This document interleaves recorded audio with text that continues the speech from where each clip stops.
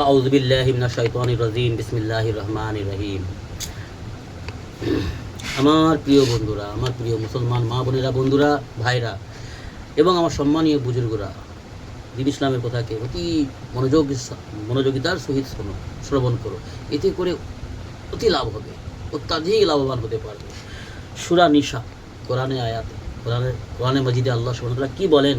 সূরা নিসা, যারা সূরা নিসা পড়েছেন, কোরআনের অর্থ বুঝেন, তারা বুঝবেন। যারা বুঝে না তাদেরকে বোঝানোর চেষ্টা করা আমাদের এটা কর্তব্য। তো সূরা নিসাতে আল্লাহ কি বলছেন?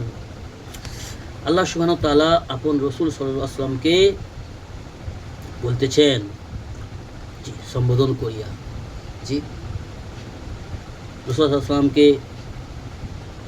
আল্লাহ সুবহানাহু ওয়া তাআলা বলেন, আল্লাহ তাআলা আপনার উপর কিতাব ও জ্ঞানের বিষয় নাজিল করিয়াছেন। আল্লাহ তাআলা বলেন, আয় মুহাম্মদ, আয় আমার হাবিব, ইয়া রাসূলুল্লাহ সাল্লাল্লাহু আলাইহি ওয়াসাল্লাম, আপনার উপর আল্লাহ সুবহানাহু ওয়া তাআলা অতি জ্ঞান এবং শিক্ষা নাজিল করিয়াছেন।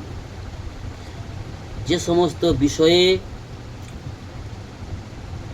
এবং আপনাকে যে সকলে বিষয়ে শিক্ষা দিয়াছেন যাহা আপনি জানিতেন না। আল্লাহ বলছেন মুহাম্মদ সাল্লাল্লাহু আলাইহি ওয়াসাল্লামকে, ইয়া রাসূল, আমার হাবিব, আমি তোমাকে যে সমস্ত ব্যাপারে, যে সকল বিষয়ে জ্ঞান দিয়েছি, শিক্ষা দিয়েছি, যে সমস্ত বিষয়ে তুমি জানতে না, যে সমস্ত বিষয়ে আপনি জানতেন না, আর আপনার প্রতি আল্লাহ তাআলার অসীম অনুগ্রহ এবং দয়া। আল্লাহ তাআলা আপনার উপর অসীম দয়া করেছেন, অনুগ্রহ করেছেন। জি, তো আল্লাহ রব্বুল আলামিন আমাদের নবীকে সবার থেকে বেশি জ্ঞান দিয়েছে, সবার থেকে। জি, না মুহাম্মদ সাল্লাল্লাহু আলাইহি ওয়াসাল্লামের পূর্বে না কোনো এমন জ্ঞানী এসেছে, না আগামীতে ভবিষ্যতে আসবে। জি, সেহেতু আমরা সেই নবীর উম্মত হতে পেরেছি, বা আমাদের উপরে আল্লাহ অনুগ্রহ করেছেন যে আল্লাহ আমাদেরকে সেই নবীর, ইমামুল আম্বিয়া, আল্লাহর হাবিবের উম্মতের মধ্যে পাঠিয়েছে। এটি আমাদের উপর বড় অনুগ্রহ। কিন্তু আমরা যদি আমাদের দায়িত্ব বুঝে পালন করতে পারি, আমাদের জন্য উচ্চ সম্মানের ব্যবস্থা আল্লাহ সুবহানাহু ওয়া তাআলা করে রেখেছেন। আর যদি আমাদের আল্লাহর দেয়াই অনুগ্রহকে, এই সম্মানের পদকে, এই সম্মানের যে আল্লাহর দয়া, এই সম্মানের বস্তুকে যদি আমরা অস্বীকার করে, বা আমরা যদি অবহেলা করে, যদি আমরা গাফলতির সহিত নিজ দায়িত্ব ভুলে গিয়ে যদি শয়তানের ইতাআত করি, শয়তানের অনুসরণ করি, নফসের গোলামি করি, জি, খেয়াল খুশিভাবে, মনমানিভাবে জীবনকে অতিবাহিত করে দুনিয়া থেকে বিদায় নিয়ে চলে যাই, তাহলে আমাদের থেকে হতভাগ্য পৃথিবীতে আর কেউ হবে না। জি, আর আমাদের এই সমাজে এটা হচ্ছে। অনেক বেশি মানুষ আজকের দিনে, মুসলমান সমাজের মানুষ, আমার মা বোনেরা এবং আমার বয়স্ক বৈশিষ্ট্য সম্মানীয় ব্যক্তিরা, বেশিরভাগ মানুষ নিজেদের মূল্য বোঝে না, নিজেদের দায়িত্ব বোঝে না, এবং নিজেদের যে ভ্যালু বা নিজেদের সম্মান নিজেরা নষ্ট করছে এবং মনমানি করছে। কিন্তু তারা আশাবাদী যে আল্লাহ আমাদের জান্নাত দেবে। আশা রাখা ভালো, কিন্তু ঈমান কাকে বলে?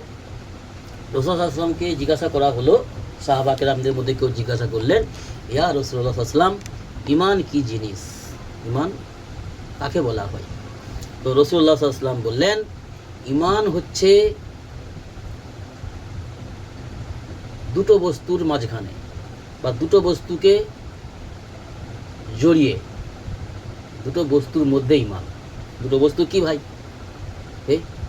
এক নম্বর হচ্ছে তাকওয়া, দ্বিতীয় হচ্ছে তাওয়াক্কুল।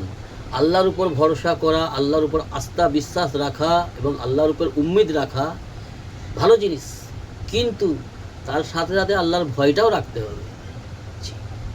জোর, যে কোনো বিষয়ে জোর থাকে। আল্লাহ সুবহানাহু ওয়া তাআলা কোরআনের মধ্যে বলছেন, প্রত্যেকটা সৃষ্টি জগৎকে, প্রত্যেকটা বস্তুকে আল্লাহ বলছেন আমি জোড়ায় জোড়ায় বানিয়েছি। আল্লাহ হচ্ছে এক, বিজোড়। আল্লাহ হচ্ছে এক, অর্থাৎ বিজোড়। আল্লাহর কোনো জোড় নেই, বিবি নেই, বাচ্চা নেই, বন্ধু যে সঙ্গী সাথী নেই।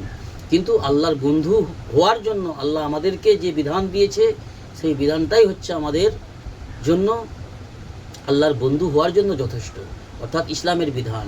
সেহেতু প্রত্যেকটা বস্তুকে আল্লাহ জোড়ায় জোড়ায় সৃষ্টি করেছেন। সেই জন্যই এখানে আল্লাহ রাসূল সাল্লাল্লাহু আলাইহি ওয়াসাল্লাম দুটো জিনিস বললেন। জি, ইমান কি জিনিস? তাকওয়া, তাওয়াক্কুল, অর্থাৎ আল্লাহর উপর পুরোপুরি আস্থা, ভরসা, বিশ্বাস, উম্মিদ রাখো যে আল্লাহ রহমানুর রহিম, আল্লাহ গফুরুর রহিম, আল্লাহ ক্ষমা করতে ভালোবাসেন, আল্লাহ গুনাহগার বান্দাকে ক্ষমা করে খুশি হন। কিন্তু সেই গুনাহগার বান্দা, যেই গুনাহগার বান্দা নিজের গুনাহের উপর অনুতপ্ত হয় এবং নিজের গুনাহকে আল্লাহর সামনে পেশ করে তওবা করে মাফি তলব করে, সেই বান্দাকে আল্লাহ সুবহানাহু ওয়া তাআলা মাফ করে ক্ষমা করে খুশি হন। অর্থাৎ আমাদের সমাজে বেশিরভাগ মানুষ অবহেলা করে, মানমানি করে, অর্থের নেশাতে, টাকা পয়সা লোভে লালসাতে, মালদার হওয়ার নেশাতে, দুনিয়াদারের কাছে সম্মান পাওয়ার আশাতে, নেশাতে আল্লাহকে নারাজ করে দুনিয়া থেকে বিদায় নিয়ে চলে যাচ্ছে। আর আজকের দিনে অনেকে বসবাস করছে যারা আল্লাহকে নারাজ করে। বছরে একবার ঈদ পড়ে, কেউ জুমা পড়ে, কিন্তু দ্বীন ইসলামের বিধান জানে না, শুধু দেখাওয়া করে, রিয়াকারি করে। বয়স হয়েছে 60, 65, 70 বয়স হয়ে গেছে, সুন্নত চেহারায় না রাখলে লোকে কি বলবে, নামাজ না পড়লে লোকে কি বলবে, কমসে কম জুমাটাই পড়তেছে। কিন্তু ওরকম ব্যক্তি আমাদের সমাজে অনেক আছে যারা নিজের শরীরকে পাক করার ব্যাপারেও অজ্ঞ। অর্থাৎ কোনো নেক আমল আল্লাহর কাছে কবুল হওয়ার জন্য, কবুলে কাবিল হওয়ার জন্য, আল্লাহর কাছে গ্রহণযোগ্য হওয়ার জন্য কিছু কিছু বিধান আছে, কিছু কিছু তরিকা আছে, সিস্টেম আছে, যেটা বাধ্যতামূলক।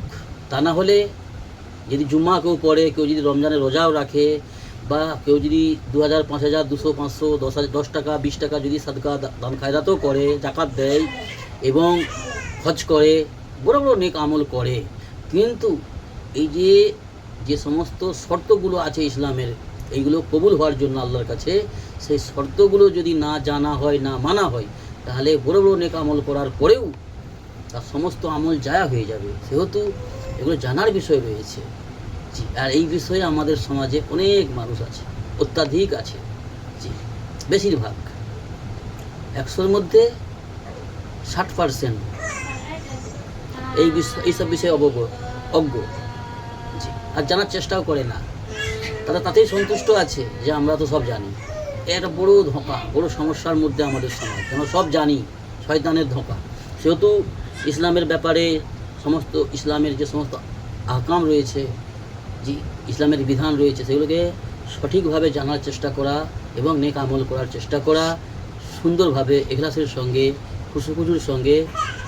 জি, এবং তরিকা হবে একটাই, মুহাম্মাদুর রাসূলুল্লাহ।